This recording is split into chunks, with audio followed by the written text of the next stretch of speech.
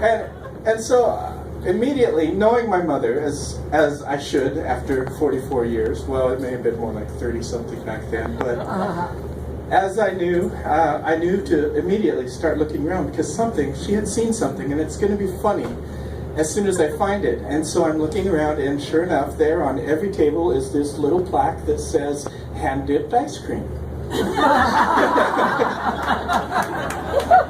So, this is my mother's sense of humor. But it also had a more serious purpose, because this was how my mom ingrained in all of her kids a sense of alertness and awareness of watching the world around us. Because sometimes if I had seen that first, I could have done the same thing and she would have laughed, or my brother or whoever was with us. Well, this is also really close to curiosity and just a sense of wonder in the world. And it was this quality that attracts me to all of my best friends are insanely curious, and not just the original sense, but they're also very curious people. So, but that's good. That's a good thing. We need curious people in the world. And so it's that sense of curiosity that attracted me to this story about a young man. I originally heard this story, and originally, the way I heard it, the young man was hit in the head with an apple.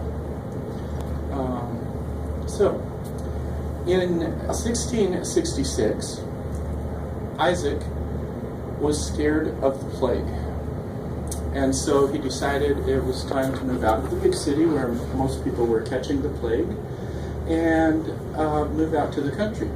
So his mom still lived on the family farm, and he went out there for a while, and there were apple orchards.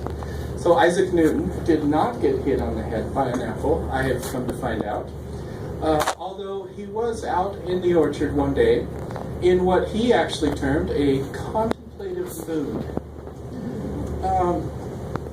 when he actually did see an apple fall from the ground. And, oh, nope, fall to the ground. See, that would have changed the whole theory.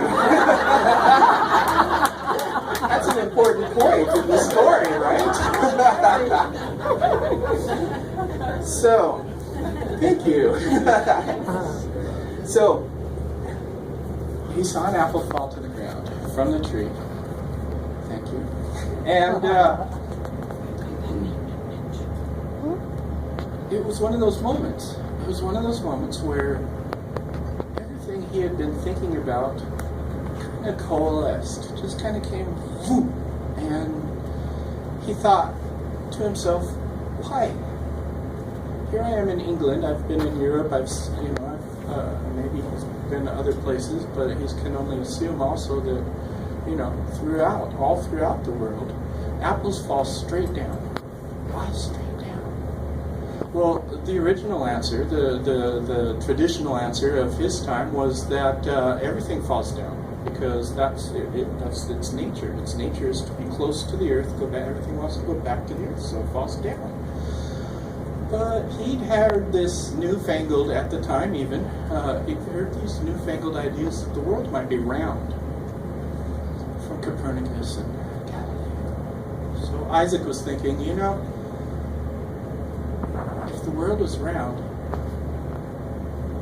then everything, and if all apples are falling straight to the ground, that means that they're all falling towards the center of the earth. So, okay, that makes sense. That doesn't disprove their theory or prove anything, but that's something to think about. But the bigger question was, what pulled it down? When you think about a rock in a field, those big boulders that you have to get out of the way so you can farm that field, the only way that rock is going to move to the edge of the field is if something pushes it, or pulls it, or something has to act on that rock. So what was acting on that apple when it comes loose from the tree? Why doesn't it just hover or go up? Why does it go down? So he's like, wow, there must be some kind of force. There has to be something that's pulling it down. And so he started talking to his friends, through letters, whatever. He started talking, and people started talking about gravity. It was a good name. Everything's going back to the grave. It was pretty, it kind of took on the traditional term, and people knew what it meant pretty quickly and easily. And it turned out that was a stunning idea. Everybody was impressed, and it made everyone curious. He was contagious like that, kind of like the plague or Ebola, but in a good way. So one of his friends noticed, the first thing they noticed actually, generally was, it works close to the earth, it pulls apples down, and obviously when we jump up, we go down, and that must be the same force that's pulling us down. But what about farther out? There's these new ideas that the planets are spinning around each other and around the sun, and what if it's gravity that's holding all of that together? And and so people started wondering about that, and one of his friends said, guess what? I've noticed. If something's farther away, if you're thinking it like that, these bodies, if they're farther away from each other, they don't seem to have as much influence on each other. And Newton was like, yeah, that's true. And so, these ideas kept building one after another. Okay, so what else? And somebody else said, the big ones hold things on tighter. They have a stronger pull than the smaller ones. And Isaac was like, yeah. And if you put those two together, he got this little neat mathematical equation that could predict where the planets were going to be at certain times. And it was a stunning set of equations. And it just kind of proved that the Earth was going around the sun, and the planets were going around the sun, and the moons were going around the planets. And in fact, he predicted so well that when they were watching Neptune and when they were watching, the one right before Neptune, Uranus, when they were watching that, they noticed it wobbled. It didn't follow the right path. And so immediately someone said, there must be something pulling it off course every so often. And that is how they discovered Neptune, the next planet. So it was pretty cool, and his ideas were so good that they lasted for 300 years before anybody else noticed or got curious about the subject again. They thought he had done it. That was it. That was what held the universe together, was gravity.